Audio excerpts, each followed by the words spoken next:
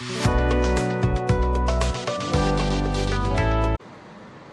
بالله من الشيطان الرجيم. بسم الله الرحمن الرحيم. الحمد لله رب العالمين، والصلاة والسلام على أشرف الأنبياء والمرسلين وعلى آله وصحبه أجمعين. رب اشرح لي صدري ويسر لي أمري واحلل عقدة من لساني يفقهوا قولي. اللهم زدنا علما وارزقنا فهما. اللهم علمنا ما جهلنا. قال المؤلف رحمه الله تعالى ونفعنا في علومه آمين في الدارين. السلام عليكم ورحمة الله وبركاته.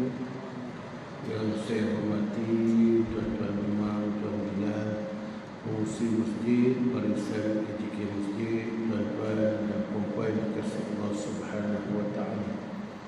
Syukur kita panjatkan kehadrat Allah kerana dikekalkan nikmat iman dan Islam pada diri kita, dan Allah Subhanahu wa taala mengizinkan kita untuk hadir menunaikan solat maghrib secara berjemaah dan diberikan masa lapangan bagi kita sementara masuknya waktu Isyak.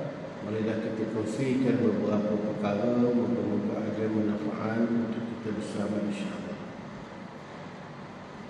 InsyaAllah tuan-tuan, kepada sesiapa yang belum berniat iktikaf, sama-sama kita berniat iktikaf. Moga-moga pahala belajar pun kita dapat dan juga pahala iktikaf. Kita sambung kitab Durus Samim pada menyatakan dalil qiyamuhu binafsihi. Bismillahirrahmanirrahim. Qala al-muallif rahimahullahu ta'ala. Adapun dalil qiyamuhu binafsihi itu, yaitu firman Allah Ta'ala, a'udzubillahi minasyaitonir rajim. Allahu la ilaha illa huwal hayyul qayyum. Yang bermaksud Allah tiada Tuhan melainkan Dia yang hidup, lagi yang mendirikan 7 petala langit dan bumi. Maka maknanya ialah Tuhan yang hidup berdiri dengan sendirinya. Maknanya adanya Allah Ta'ala itu ada dengan sendiri dia. Itu makna qiyamuhu binafsihi. Qiyamuhu ta'ala binafsihi. Adanya kita ni, iaitu dijadikan oleh Allah Subhanahu wa ta'ala. Itu sebab kadang-kadang syaitan ni dia mari lintasan. Lintasan dalam akal kita dan lintasan dalam hati kita. Terutama bagi mereka yang belajar usuluddin. Dia mari kacau. Dia datangkan waham pada diri kita. Dia kata, angin ada ke tidak? Kita kata ada lah kan, angin kan. Jadi kalau ada angin, nampak ke tidak? Tak nampak. Tapi rasa ke tidak? Rasa angin. Maknanya walaupun tak nampak, maknanya kurang-kurangnya rasa. Asap nampak ke tidak? Dia mari datang gitu. Kena duduk saja kan. Dia mari. Ini syaitan. Syaitan dia nak kacau akidah kita. Dia gunakan logik akal. Dia kata asap nampak. Kita kata nampak asap. Maknanya asap tu ada. Angin walaupun tak nampak, maknanya angin tu boleh rasa, maknanya angin tu ada. Dan Allah Ta'ala ada tak? Kita kata ada. Nampak ke tidak? Tak nampak. Boleh rasa ke tidak? Tak boleh. Dan macam mana? Dia mari kacau aku situ. Ni syaitan ni perangai. Dia nak suruh kita ni menyatakan Allah Ta'ala tu sama sifat dia dengan makhluk. Kalau tak nampak pun sekurang-kurangnya rasa. Ini syaitan ni perangai. Itu sebab bagi orang yang belajar ni, memang syaitan ni dia akan kacau. Yang tak belajar tu tak payah kacau pun tak apa. Jadi itu makna dia, ya. Jadi bila kita tahu dalil qiyamuhu ta'ala binafsihi, ya, Allah Ta'ala tu ada dengan tiada pencipta, tiada orang yang menjadikan dia. Ada Allah Ta'ala, ya ada.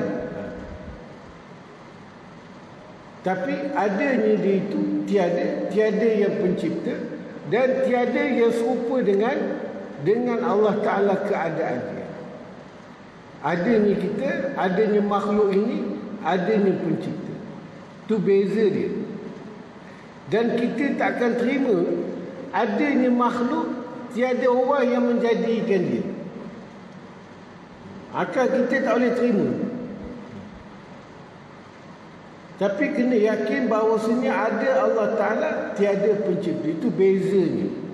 Beza adanya kita dengan adanya Allah Ta'ala. Contoh kita kata botol air ni, botol air ni ada. Kita kata ada. Ada tak orang yang buat botol air? Kita kata mestilah ada. Saya kata tak ada botol air ni. Botol air ni tak ada orang yang buat. Percaya ke tidak? Percaya ke tidak? Tak percaya kan? Padahal ni yang cakap ni ustaz ni, bukan ni baru ustaz. Pun tak percaya. Tak kira ustaz ke tuan guru ke. Itu makna akidah yang tetap, itu maknanya. Walaupun yang mari itu tuan guru cakap, ya, maka kita yakin makhluk ni ada, pasti ada pencipta. Melainkan adanya Allah Ta'ala, itu saja yang tiada pencipta. Kalau kita pegang ini, walaupun yang mari itu ustaz ke, tuan guru ke, ya, haru biru ke, tak kisah, maka kita tetap pegang pada ini. Jadi tuan-tuan kata, ya, benda ni, botol ni ada orang yang buat. Saya kata tak ada orang yang buat, tuan-tuan tak percaya, tak nak ikut cakap saya. Kalau ikut, kurang-kurangnya saya ada kawan juga. Pun tak nak ikut juga, masih lagi berpegang. Jadi baik, ya? Kalau ada lah orang yang buat botol air ni, siapa namanya? Nama orang yang buat ni siapa dia? Boleh bagi tahu? Tak boleh juga kan? Kalau dah tak boleh, baik ikut je cakap saya, kan? Dah tentu kita sama-sama. Dah kata ada orang yang buat, tapi bila saya tanya nama tak tahu pula. Dah macam mana? Sebab apa tuan-tuan kata bahawasanya botol ini ada orang yang buat? Sebab al-alam mutaghayyir wa kullu mutaghayyirin hadisun. Makhluk ini, alam ini, iaitu benda yang berubah. Ya? Tadi air ni penuh, sekarang ni dah kurang, berubah.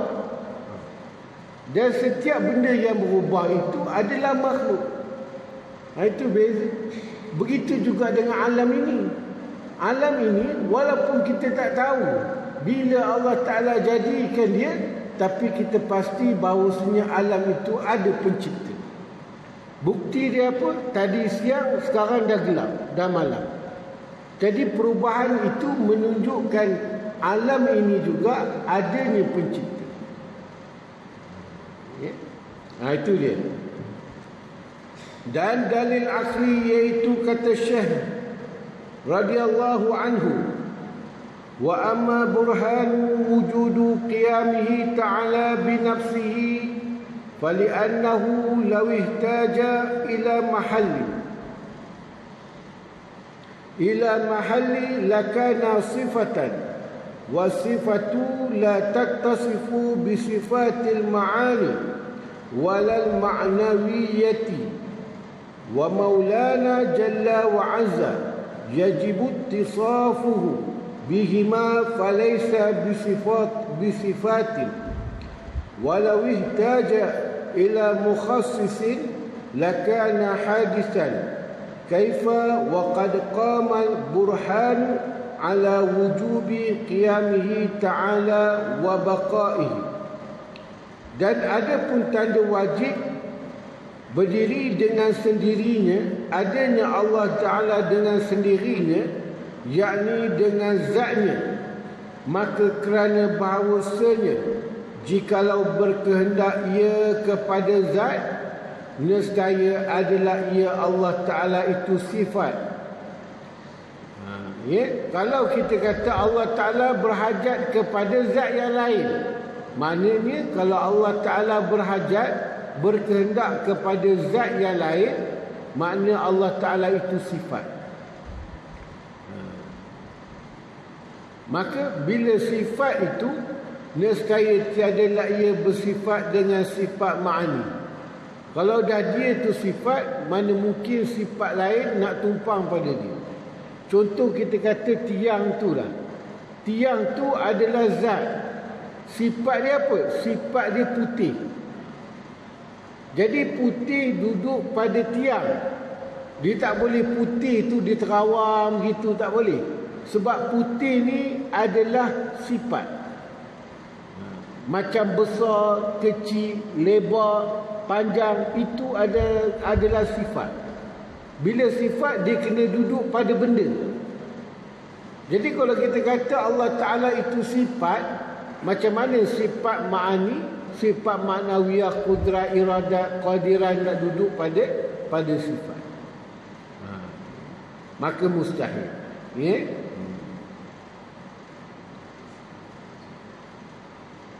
Dan tiada pula ia bersifat dengan ma'nawiyah, dan Tuhan kita wajib bersifat dengan keduanya. Sedangkan Allah Ta'ala wajib Allah Ta'ala bersifat dengan sifat ma'ani dan juga sifat ma'nawiyah. Maka bukanlah ia Allah Ta'ala sifat. Dan jikalau berkehendak ia kepada fa'il, kepada orang yang buat dia, nescaya adalah ia baharu. Dan sebenarnya telah berdiri dalil atas wajib, kidamnya dan baqa'nya. Kalau kata Allah Ta'ala ni, ada dia tu berhajat kepada orang yang buat, maknanya Allah Ta'ala juga makhluk. Jadi syaitan ni dia akan mari pada akal kita, dia akan kata, kalau macam tu, Allah Ta'ala tak ada lah. Dah rasa pun tak boleh, nampak pun tak boleh. Ataupun Allah Ta'ala tu memang besar sehingga memenuhi langit, gitu. Dia rupakan, maka kita pun terbayang di akal kita. Gitu. Jadi benda-benda situ adalah perkara yang didatangkan oleh syaitan. Sedangkan Nabi SAW bersabda, fahuwa ma khatara bibalika fahuwa halikun. Apa yang terlintas di akal engkau itu, maka benda tu adalah makhluk, iaitu perkara yang binasa. Makhluk.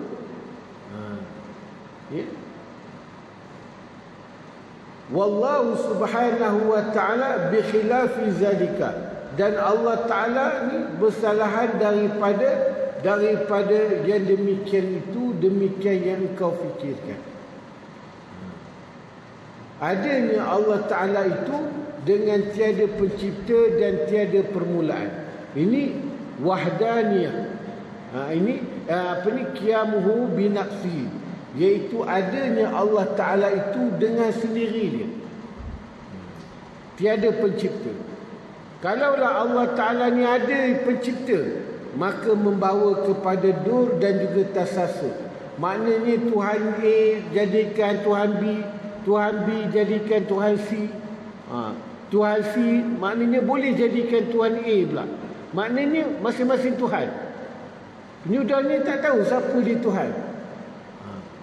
Itu sebab bila tak tahu siapa dia Tuhan, tengok benda pelik, kira ini je lah Tuhan. Dah pening dah kan. Gitu. Macam kita lah kan.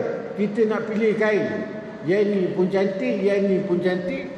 Ni udahnya tak kisahlah yang mana. Dia jadi pening.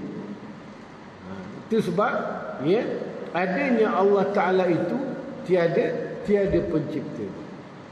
Kalau kita kata Allah Ta'ala tu ada pencipta, maka menafikan sifat qidam dan juga baqa. Sedangkan kita dah menetapkan dahulu bahawasanya Allah Ta'ala itu bersifat dengan qidam, sedia.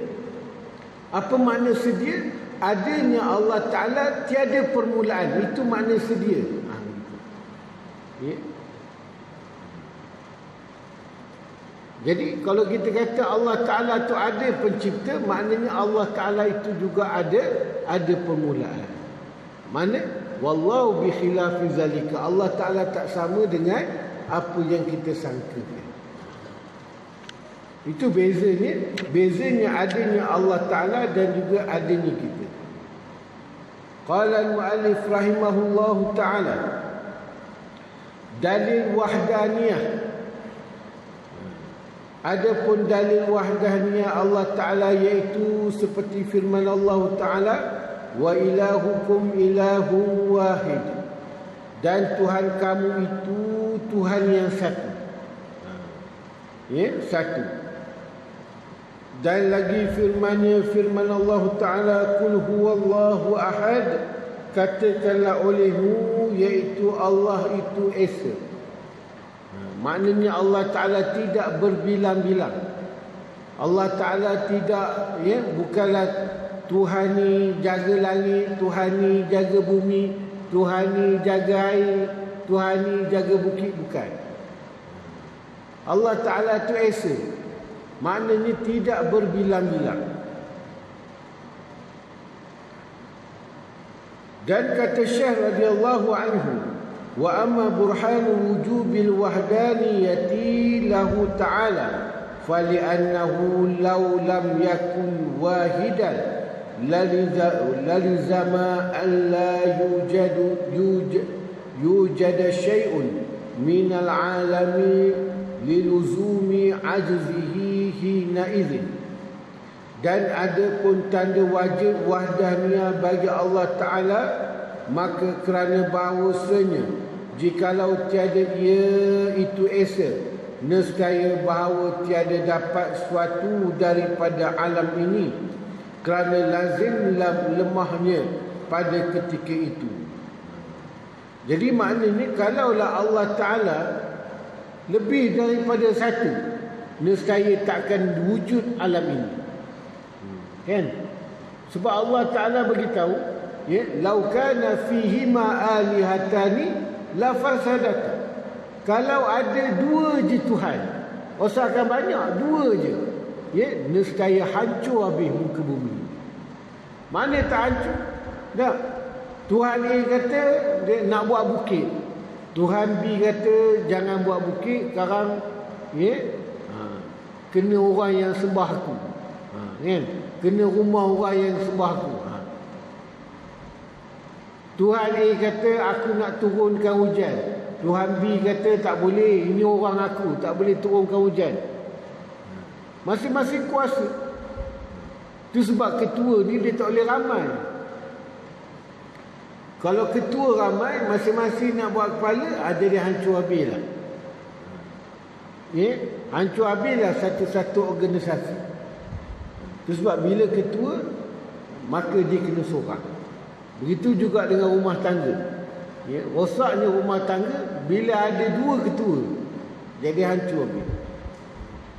Yang suami pun nak jadi ketua, tak apalah, dia memang ketua rumah tangga. Yang isteri pun nak jadi ketua. Sebab apa dia nak jadi ketua? Sebab semua loan dia bayar. Loan kereta dia bayar, loan rumah pun dia bayar. Dan suami tak ada keluar duit, jadi dia lah ketua, dia kata. Jadi hancur habis rumah. Kan? Pening anak. Ya. Yang ini pun ketua, yang ini pun nak jadi ketua. Itu sebab ketua kena satu. Jadi begitu juga dengan Tuhan. Tuhan tu kena esa, kena satu. Kalau berbilang-bilang, ya, maknanya Allah Ta'ala kata akan binasa muka bumi.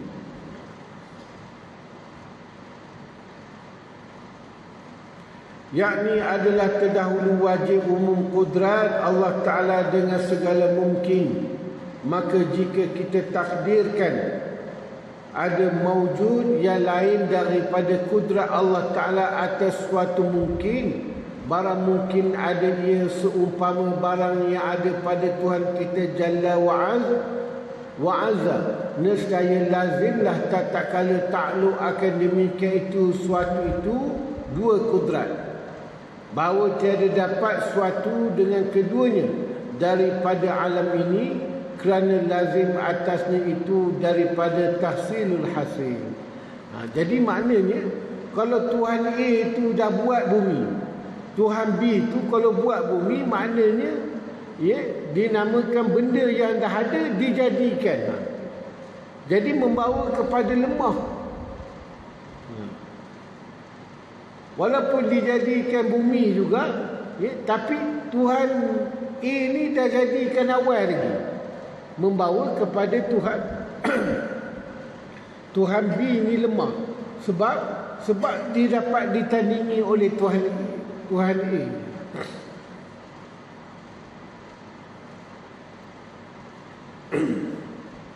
Jadi maknanya kalau Tuhan B itu lemah, membawa kepada Tuhan A pun lemah jugalah. Sebab sama-sama Tuhan. Kalau yang ni pun lemah, maka membawa kepada yang satu lagi pun lemah juga. Dan juga begitu juga dengan ada kudrat yang lain, ada kuasa lain yang sama kuasa dengan Allah Ta'ala. Allah Ta'ala menjadikan sesuatu, maka ada juga kuasa yang sama dengan kuasa Allah Ta'ala. Jadi kadang-kadang ada kita dengar di akhir zaman nanti Dajjal ni dia berkuasa. Kalau dia nak suruh hujan, maka hujanlah. Kalau dia nak katakan air laut tu kering, keringlah. Maka adakah berkuasa Dajjal ni sama dengan berkuasanya Allah Ta'ala? Maka berkuasanya Dajjal itu ia tak sama dengan berkuasanya Allah Ta'ala. Sebab berkuasanya Dajjal itu dengan izin Allah Ta'ala. Allah Ta'ala berikan dia ni kuasa untuk menguji hamba Allah Ta'ala yang mana betul-betul beriman kepada Allah Ta'ala. Itu dia.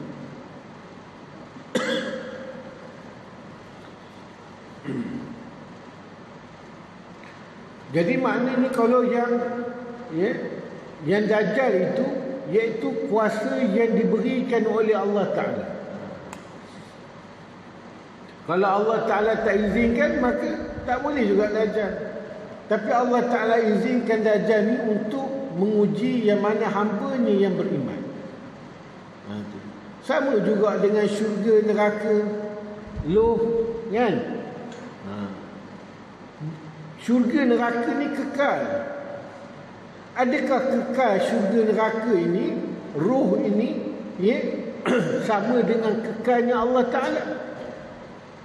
Walaupun ditiup sangkakala sekalipun, syurga, neraka dia takkan musnah. Dan tu sama ke tidak? Dengan sifat Allah Ta'ala. Tak sama. Syurga, neraka ini dan juga beberapa perkara yang kekal walaupun ditiup sangkakala, itu adalah perkara yang dikecualikan oleh Allah Ta'ala. Sebab Allah Ta'ala kecualikan, sebab itu mereka dapat kekal, yang ini tidak musnah. Tapi kekalnya Allah Ta'ala, tiada orang yang mengkecualikan dia. Itu beza dia. Tu jangan tersilap. Begitu juga dengan kudrat. Tak ada suatu kudrat pun, tak ada suatu kuasa pun yang dapat memberi bekas, yang dapat menjadikan sesuatu perkara, tak boleh. Melainkan apabila kudrat Allah Ta'ala berkehendak begitu. Kita kata, okey baik, sekarang ni benda ni aku buat. Kita merasakan kita yang buat benda tu. Tapi sebenarnya benda tu terjadi adalah dengan kudrat Allah Ta'ala.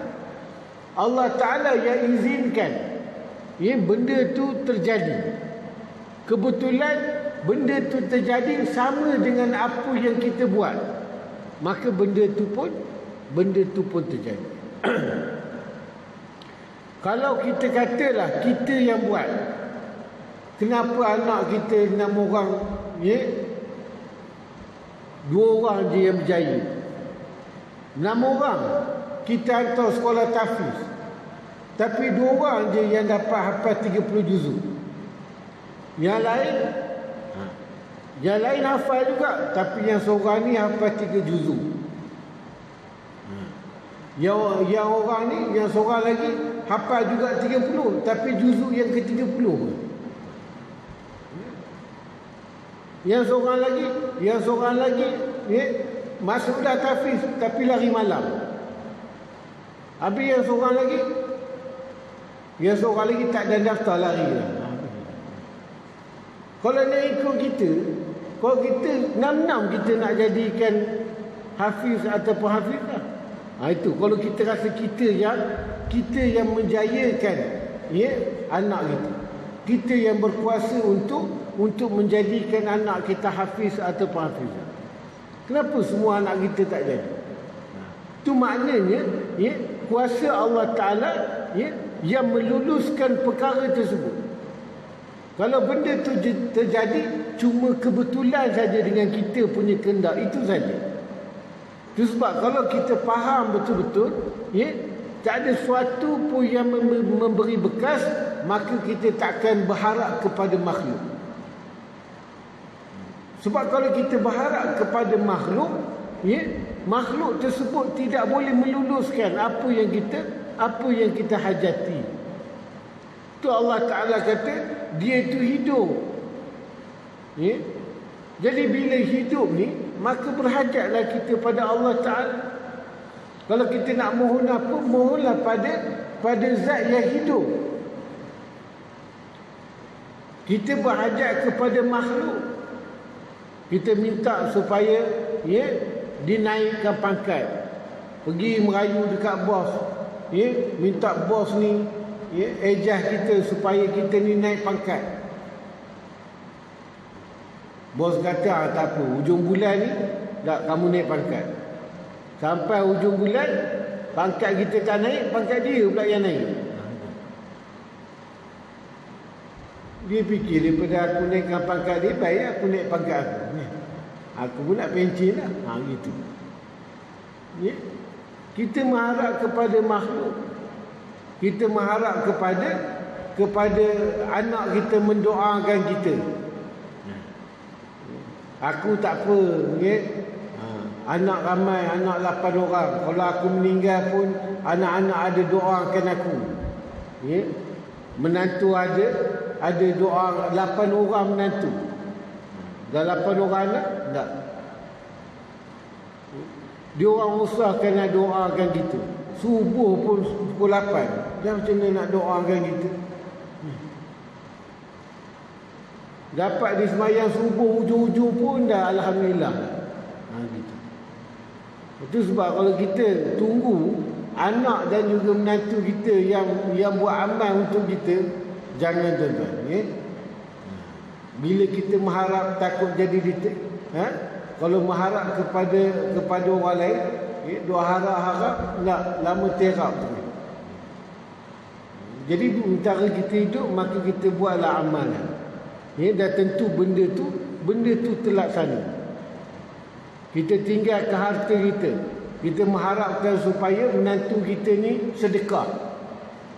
Daripada dia sedekahkan harta pusaka, baik dia bayar kereta dia dah 2 bulan tak bayar kan. Jadi jangan harap sangat kan. Kata tak apalah, mak mertua aku pun dah meninggal lah. Yang mana meninggal tu meninggal lah. Yang mana hidup, teruskan kehidupan. Jadi itu maknanya. Jadi maknanya kudrat ni, kalau kita tahu bahawasanya tiada kudrat yang lain, tiada kuasa yang lain yang boleh memberi bekas, maka pergantungan kita hanya kepada Allah. Setiap perkara yang berlaku ini, maka kita tak akan menyalahkan orang lain. Sebab kita tahu perkara yang berlaku adalah dengan kuasa dan juga iradah Allah Ta'ala, kehendak Allah Ta'ala. Tapi benda tu, bila benda tu sudah berlaku, kalau sebelum berlaku, maka kita boleh usaha. Moga-moga apa yang kita usahakan dapat sama dengan apa yang Allah Ta'ala kehendaki. Tapi bila benda tu dah berlaku, maka kena ada sifat redha dengan ketentuan Allah Subhanahu Wa Ta'ala. Baik. Jadi maknanya kalau benda tu terjadi, Tuhan A pun buat benda tu, maka Tuhan B pun buat tu, maknanya Tuhan B telah mengadakan benda yang dah ada. Jadi kalau mengadakan benda yang dah ada tu, maka lemahlah dia. Dia yang hebat ni, bila benda tu tak ada, maka dijadikan benda tu ada, maka hebat. Kalau benda dah ada, kita cuma buat benda yang sama, tak apa hebat saja. Contoh kita buat satu program. Kita buat satu program. Kita cetuskan satu program yang masjid lain tak buat pun program tu. Itu baru hebat. Kalau kita buat program, masjid lain tak buat, itu biasalah. Begitu juga dengan kudrat. Kalau adalah kudrat yang seumpama dengan Allah Ta'ala, membawa Allah Ta'ala juga lemah. Dan sama-sama kuasa.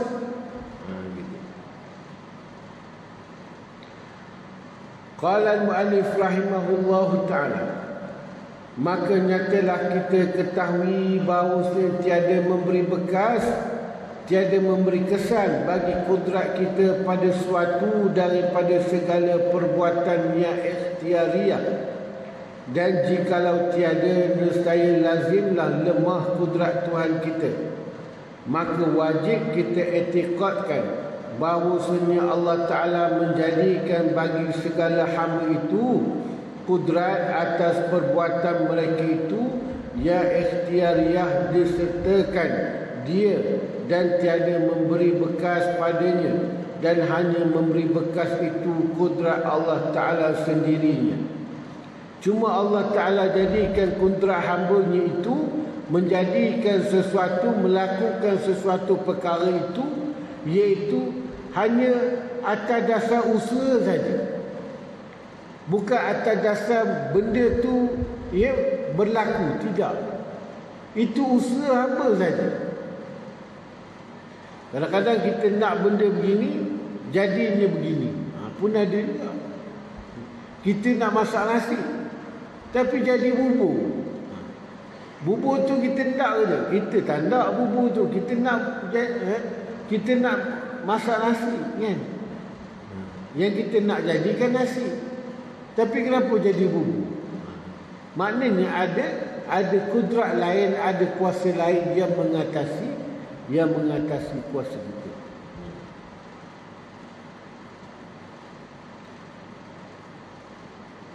Macam kita sekarang, kita sekarang semua orang bila belajar itu, semua nak faham apa yang ustaz cakap.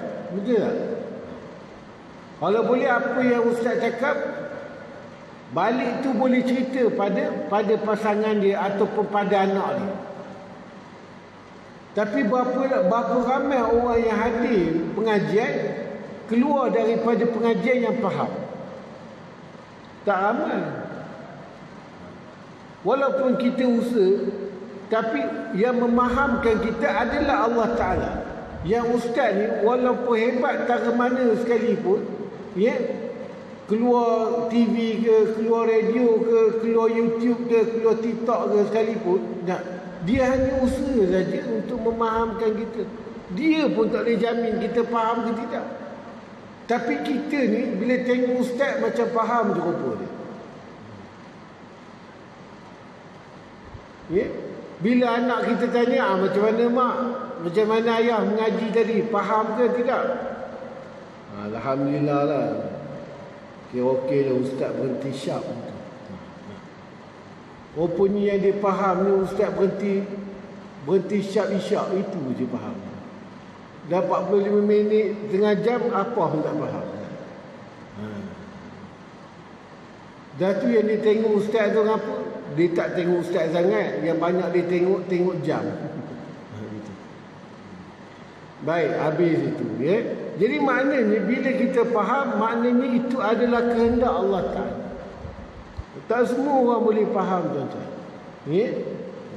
Sebab yang memberikan, yang berkuasa memahamkan kita adalah Allah Subhanahu Wa Ta'ala. Itu nak cerita dia. Perkara yang kita lakukan hanyalah usaha saja. Ya. Jangan kita mendabik dada bahawa senyap, benda ni akulah yang buat. Benda ni usaha akulah. Ya. Benda ni terjadi, kamu usaha, kebetulan saja sama dengan apa yang Allah Ta'ala kehendaki dan kekuasaan Allah Ta'ala yang menjadikan perkara itu. Itu saja. Jadi bila kita memandang perkara begitu, maka akan hilanglah sifat takabur dan juga riak pada diri kita. Jadi kita nak nampak apa? Kita nak nampak belajar ni, nak nampak apa? Belajar tauhid ni, kita nak nampak kebesaran Allah Subhanahu Wa Ta'ala. Itu yang penting. Dan juga tidak mentashbihkan Allah Ta'ala dengan makhluk. Itu tuan-tuan kena beringat, tuan-tuan. Duk viral sekarang ni mentashbihkan Allah Ta'ala sama dengan Nabi Muhammad. Walaupun Nabi Muhammad ni semulia-mulia makhluk, tapi martabat dia tak sama sebagaimana Allah Subhanahu Wa Ta'ala. Macam mana nak sama benda yang dicipta dengan benda yang orang yang mencipta dengan perkara yang dicipta? Tak sama. Jadi kalau dikatakan Nabi Muhammad ini adalah Allah, Allah adalah Nabi Muhammad, maknanya Allah Ta'ala itu benda yang berupa, benda yang bertubuh. Sedangkan Nabi kata, wallahu subhanahu wa ta'ala bi khilafi zalika. Allah Ta'ala tak sama dengan apa yang kamu fikirkan. Apa yang kamu sangkakan, Allah Ta'ala tak sama. Maka ajaran-ajaran ini dia akan menggunakan ayat-ayat Al-Quran dan juga hadis Nabi SAW. Sebab apa? Sebab yang dia nak sesatkan orang Islam. Jadi kena guna dalil ayat Al-Quran dan mentafsirkan mengikut nafsu mereka yang disesatkan oleh syaitan. Kita kata, ya Allah, ini ajaran sesat. Kamu menyatakan Allah Ta'ala itu Nabi Muhammad, kamu sesat. Sebelum kita cakap, awal lagi dia dah kata kita sesat sebab tak ikut dia. Kamu percaya tak Allah Ta'ala itu Nabi Muhammad itu Allah? Tak percaya, kamu sesat. Tak ada apa lagi kita dah dicah ni sesat. Itu sebab orang yang mengikut ajaran sesat ini, dia akan ta'asub pada guru dia. Itu bahaya, tuan-tuan. Itu sebab ta'asub pada guru ni suatu benda yang bahaya. Guru ni sifat manusia tu, dia manusia guru ni. Al-insan la yakhlu anil khata'i wa nisyan. Bila dikatakan manusia, dia tak boleh lari daripada salah dan lupa. Dan kalau Allah Ta'ala guru ni, manusia, maka dia ada tersilap. Kita yang belajar, yang mana betul-betul lah, yang mana salah. Jangan kata guru akulah yang betul, jangan. Guru pun manusia juga. Kadang-kadang mungkin dia tersilap, maka bulan depan dia nak perbetulkan, kita pula tak datang. Itu yang pegang pada bila tersilap tu.